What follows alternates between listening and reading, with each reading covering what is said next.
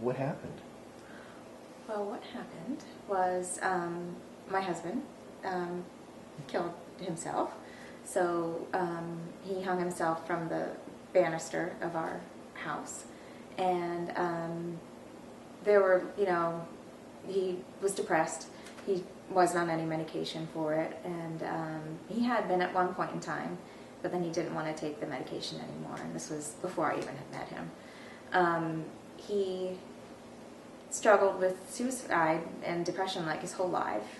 And that actually was a connection that we had because I, as well, am depressed and have struggled with depression and anxiety and, some thoughts of suicide my whole life too, which was one of the things that I believe brought us together, because when we met each other, it was like meeting this completely kindred spirit. And so, where you felt totally understood and accepted by your partner.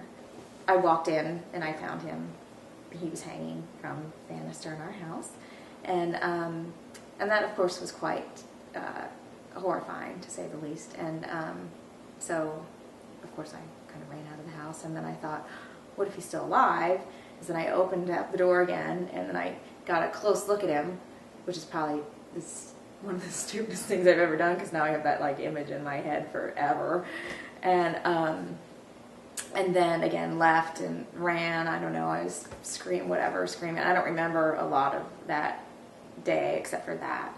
And then actually I don't remember a good year or so after. Little things I remember, but I was just in such shock.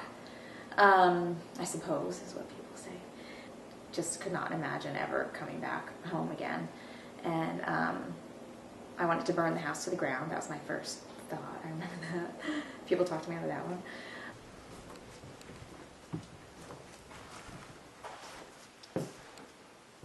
So, bookshelf. David and I love books. So, big readers. The bottom shelf is my daughter's.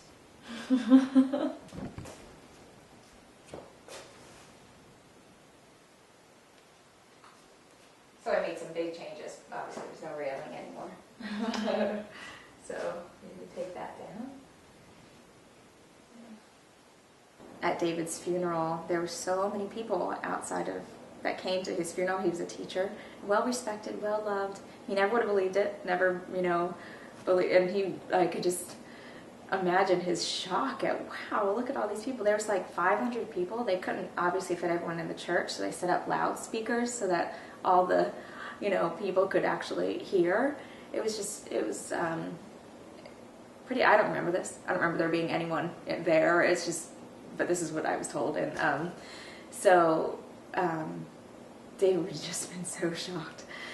As I said earlier, I was struggling with depression and anxiety and those issues too, and then the extreme guilt that I felt over him killing himself was just, you just can't, I don't know, I think they term it survivor guilt or whatever, but it's horrible. It's horrible. And then I had all these obsessive thoughts, I couldn't get that, what I described earlier, I couldn't get it out of my head. And that's all I thought about, all the time.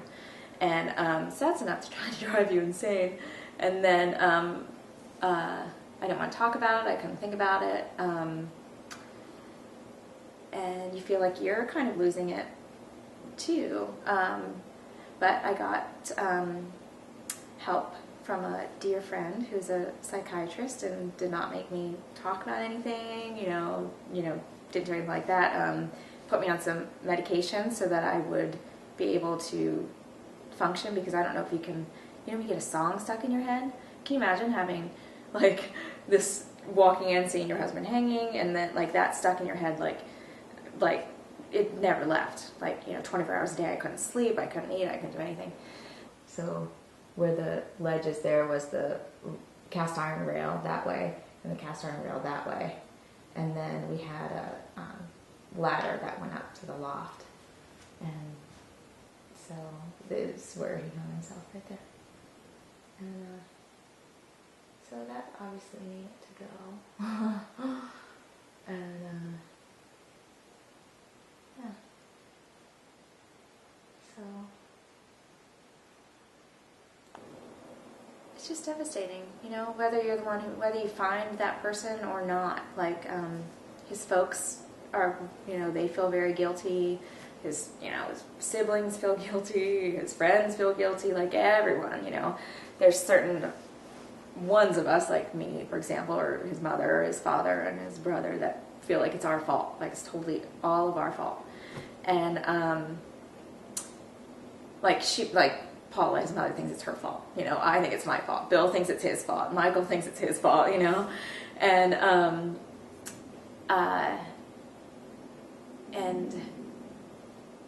and you just feel guilty, and then you even feel guilty if you think, well, you know, maybe it wasn't my fault, you know, but then you feel guilty because you're like, well, no, it had to have been my fault, or, you know, I don't know. It's just, it's a totally different thing than losing somebody to a disease that you might, not that that is not horrible as well, but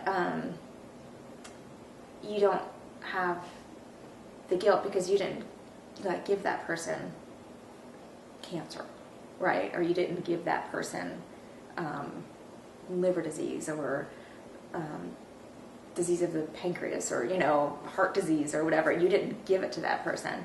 And with suicide, you feel like you gave that to that person. And so that's a really hard one. Because there were times where I was coming really close to, you know, following my husband, and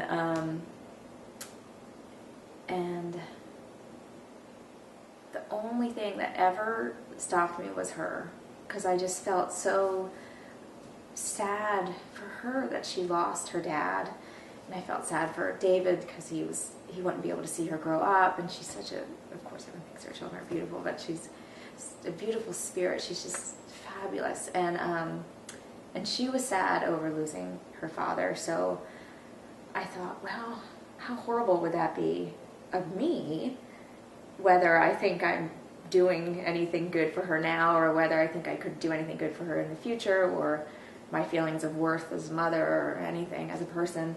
I thought, how horrible for her to lose both of her parents.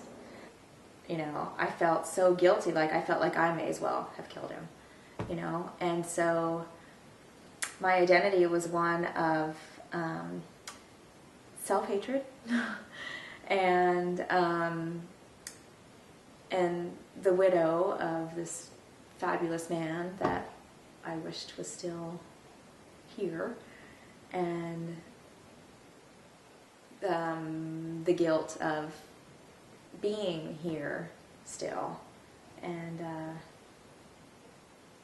yeah, the guilt of being here, the guilt of, you know, not stopping him, and then I was his widow, and that was pretty much my life, you know. And so I didn't have a me. I didn't know, you know, there was nothing there except for that. There was nothing there except for that. So. I spend tons of time in the kitchen. Yes. Being a nutritionist and a chef. Isn't that cool? I just think it's like the coolest thing. And I found that even after he died, like just the amount of compassion that I had just totally like exploded, because I could, instead of hearing about a tragedy and thinking, oh my God, I can't imagine. Now I was like, I can imagine anything now, you know, and I can feel that pain.